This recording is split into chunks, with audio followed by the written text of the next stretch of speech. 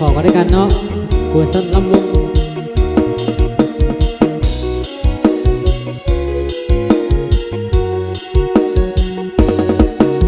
ถ้าหากมันลงออกได้ง่ายคือไฟในแมมเมรีกาคงลืมหมดรสชาติความเจ็บตอนที่จะขาดใจแต่ยังคงจำในทุกเรื่องราววันที่เจ้าแลนนำเขาไปที่อายสุดลงห้องให้เกือบพื้นดินริมทางอยากยืนขึ้นโซมยับน้องจากไปแต่ก็ยืนมาไว้เจ็บหลายยังจำว่าสิผ่านมาได้ขีดอันตรายบ่ตายจะยังบ่มีเจ้าคอยร่วมทางเหมือนเดินเพียงร่างบ่มีลมหายใจอาจสิเป็นเพราะบุญทำมาจึงรักษาชีวิตมาได้รอดแบบทุรนทุรายโอ้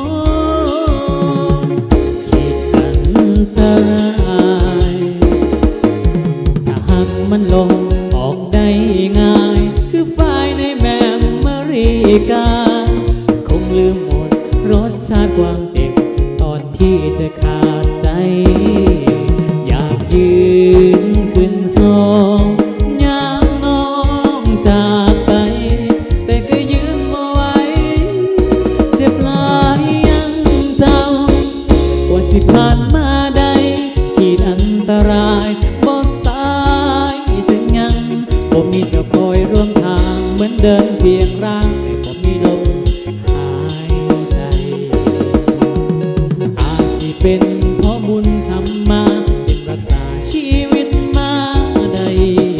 รอดแบบทุรนทุรายโอ้ขีดอันตราย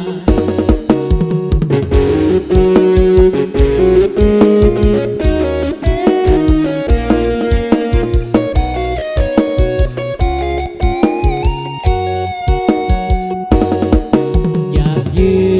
นขึ้นโซยามน้องจากไปแต่ก็ยืนมาไว้เจ็บหลายยังจำว่าสิผ่านมาได้ขีดอันตรายบ่ตายจึงยังบ่มีเจ้าคอยร่วมทางเหมือนเดินเพียงร่างแต่บ่มีลมหายใจอาจสิเป็นเพราะบุญทำมาจึงรักษาชีวิตมาได้รอดแบบทุรนทุรายโอ้ขีดอันตราย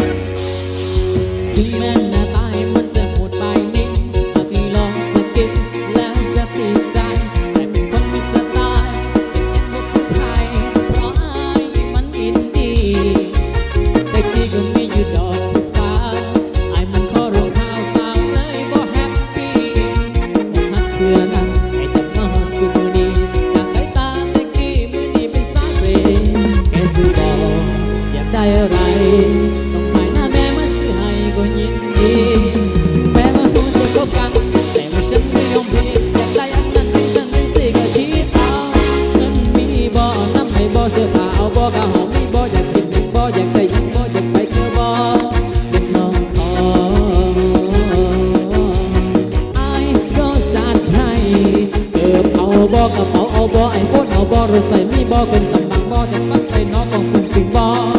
มือแรงว่างบ่อยากได้อะไรให้ก็จะต้องจากใด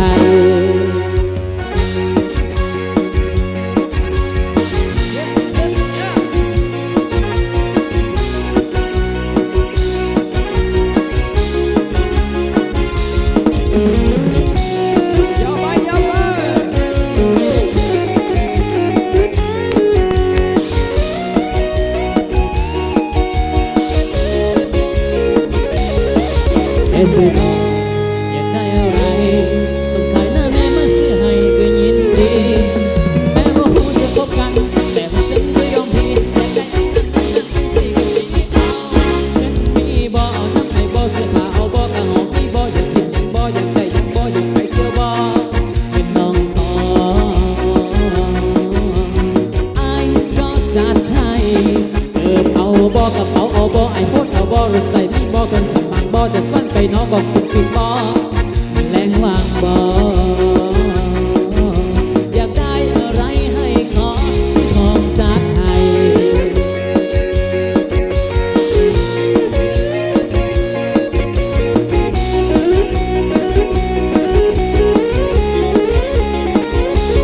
มันมีบ่นักไม่บ่เสื้อผ้าเอาบ่ผ้าหอมมีบ่อยากกินยังบ่อยากได้ยังบ่อยากไปเชื่อบ่เก็บน้องขออ้ายก็จัดให้เอิบเอาบ่กับเอาบ่ไอ้โพดเอาบ่รถใส่มีบ่เกินสำมังบ่จะฟังไปน้องของคุณปิ่นบ่